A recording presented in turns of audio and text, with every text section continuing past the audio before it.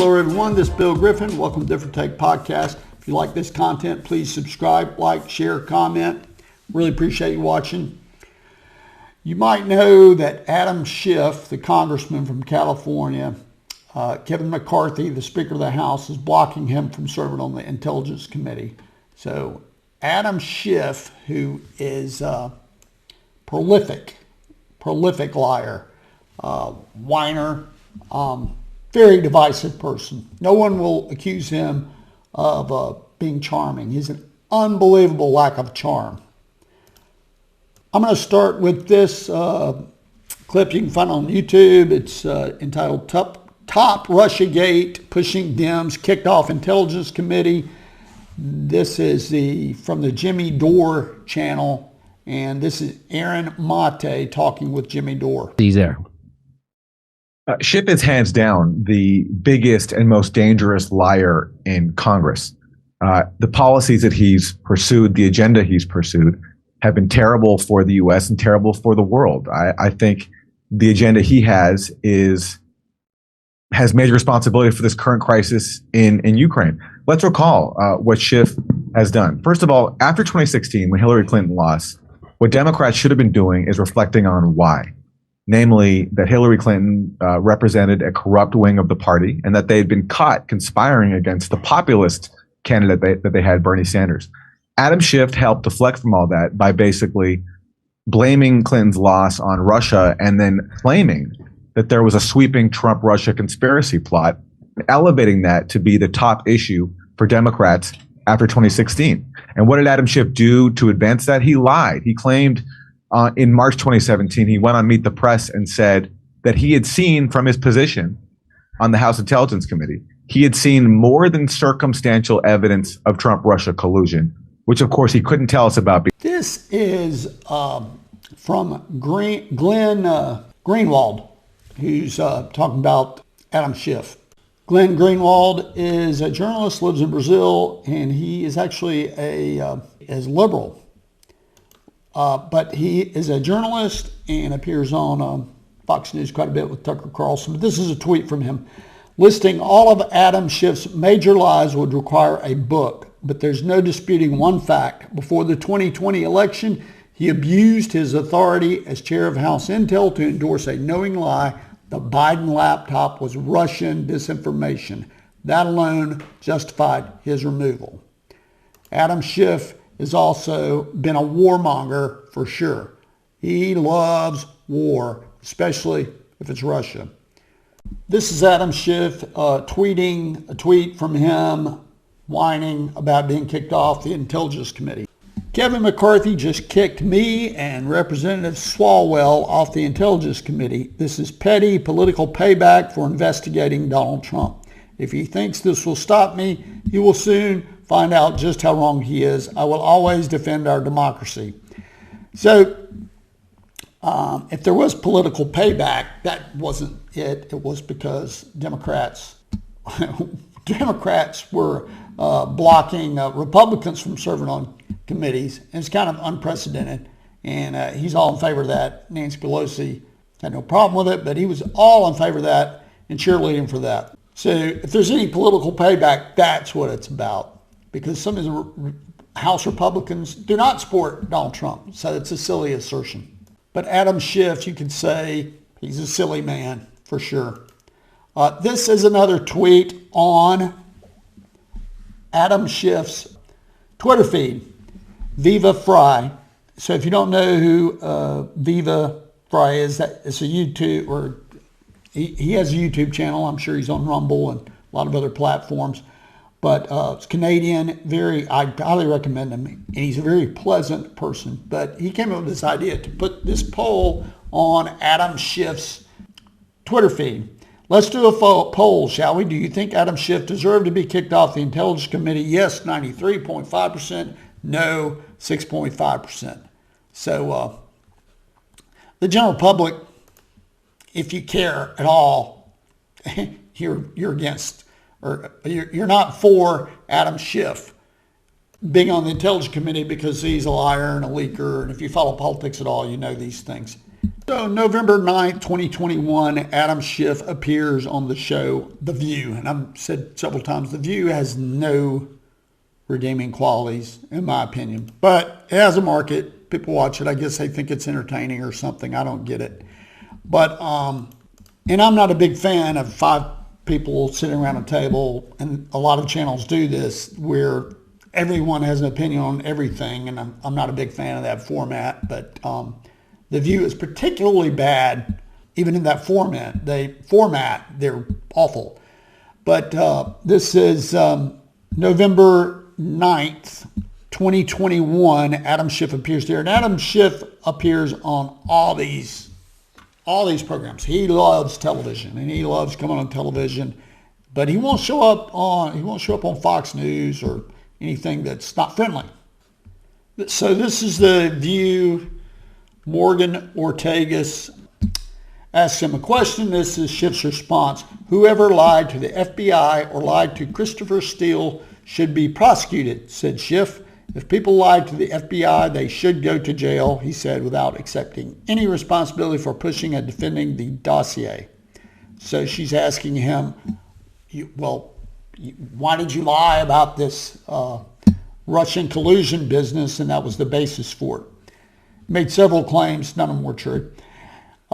He finishes, at the beginning of the Russia investigation, I said that any allegations should be investigated. Schiff continued, we couldn't have known, for example, people were lying to Christopher Steele, so it was proper to investigate them. That's just a lie. He could have cared less whether it was true or not. So a little bit more about Adam Schiff. He is congressman in California. He's a lawyer, and he is a lifetime career politician. At a young age, he's 63 years old. At a young age, he was assistant U.S. attorney. He was active politically prior to that. He was also, can you imagine him being a prosecutor? That is scary.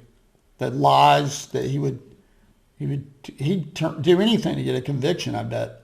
Above board or not. He was 1996, was elected to the California State Senate, and he's been in Congress for something like 20 years. He is a political animal, and this is his career, Democrat Party hack. He was very prominent in the 2 impeachment trials of Donald Trump, and I think it's amazing that the House would vote to impeach knowing there's no way that it's going to get conviction. It's so divisive. You would think the honorable thing to do was understand that you had a chance of conviction. They knew they didn't have a chance. It seemed like that would be the unifying thing to do. When Richard Nixon was threatened with impeachment, he was told, you're going to be convicted. So the votes were lined up before they did that. And I don't know that the votes need to be lined up, but they knew they weren't going to get a conviction, but they did it anyway for political theater, no other reason. So I'm reading from the Washington Standard, Adam Schiff's top 7 impeachment lies. Number 7, promoting the bogus Steele dossier he knew was not credible, which I was referring to earlier, his appearance on The View. Number 6, his repeated claims of having ample evidence of collusion. He did that many times on national television, never came through. Denying FISA abuse even though he knew it happened. Lying about having contact with the whistleblower. In the first impeachment of Donald Trump, he told in Congress that he had not ever had contact with a whistleblower, and then later said he was sorry he misrepresented that. He was very clear. That's just a lie. Also a lie on top of a lie. He misrepresented a text message which said, trying to get us Mr. Z. He was trying to let everybody think that it was Zelensky, the president of Ukraine, that Schiff is all in favor of this proxy war the United States is involved in. He was actually referring to someone else. So he misrepresented a text message. claiming Ambassador Sondland's testimony proved there was a quid pro quo that did no such thing. Sondland said it did no such thing. And lastly, his fictional version of the Trump-Zelensky phone call. He has no problem deceiving and lying people. It's compulsive. Now, some may say, well, it can't be a lie because he actually believes the lie. I don't think he believes the lie. I think he believes he can get away with it. And I believe he believes that the ends justify the means. It's okay to lie if we're furthering my causes. And he's very far left. Adam Schiff was also very involved in trying to censor people through communications with Twitter. So this is an email from November 12th, 2020. There's some blacked out parts of the email, but this is from Adam Schiff's office, so they blocked out the names. But this is a request from his office. You know that he knew about it and approved of this, of course. This was the answer at the bottom. Remove any and all content about Mr. Misko and other committee staff from its service to include quotes, retweets, and reactions to that content. The response from Twitter is, no, this isn't feasible. We don't do this. Second one, suspend the many accounts, including Greg Rubini and Paul Sperry, I think both of them are journalists, which have repeatedly promoted false QAnon conspiracies and harass blank. We'll review these accounts again, but I believe blank mentioned this is Twitter's response. We'll review these accounts again, but I believe blank mentioned only one actually qualified for suspension. So they don't even check the sources. The next one, suppress any and all search results about blank and other committee staff. Answer, no. From Twitter, no, we don't do this. If it is related to QAnon, it should already be de-amplified. The next one, from Schiff, stop the spread of future misinformation on Twitter about blank and other committee staff who are not public figures and who are not central actors in impeachment, inquiry, or the 2020 presidential election. The answer, no, we don't have a general misinformation policy. And lastly, label and reduce the visibility of any content about blank that Twitter does not remove for the reasons cited above. The answer, no, we don't do this. So there were 6 different requests there, well, we don't do that. Found out later that Twitter was involved in censoring people, but this is just one email. God knows how many other communications privately, emails, text, phone calls, face-to-face, that he made an effort to suppress speech. Aside from being a prolific liar, he is also very divisive. And he came along at a time where woke ideology is so prevalent and is opportunist in this regard. Fits his MO, that he can call, for example, Donald Trump racist over and over and over again. And there's no one that was calling Donald Trump a racist, and he'd been in the public spotlight for many, many years until he was won the primary in 2016.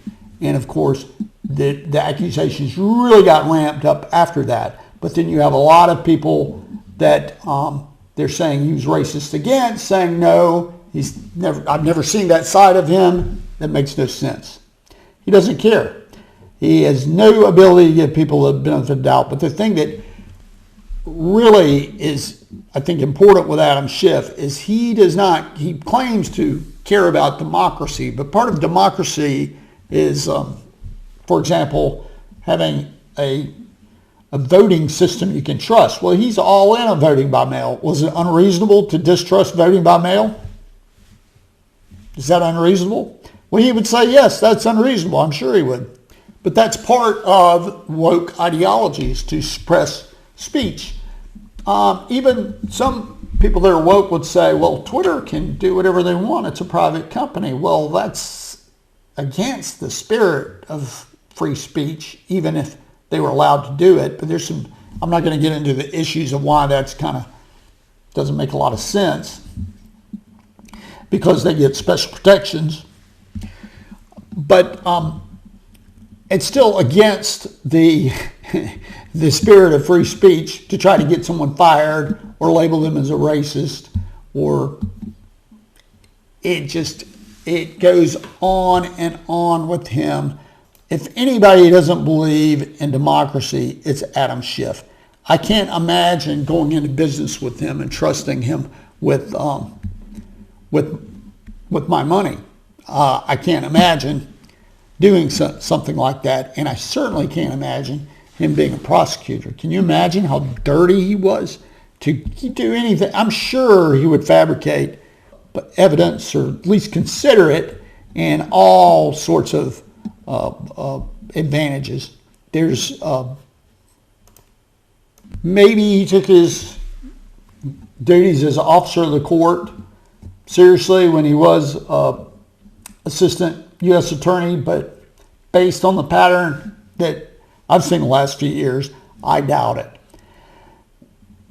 He's running for United States Senator. Adam Schiff is running for United States Senator in California, and if he's elected, that's 6 years of him just doing all of the television shows that you see and been in the public eye on the mainstream media. You won't show up on in an unfriendly place. Adam Schiff, it's amazing that people vote for him, but I'm sure they're going to consider it because he's been loyal to the Democratic Party. So that's my episode today. I really appreciate your watching. If you like the content, please subscribe, like, share, comment. Really appreciate it. Thank you.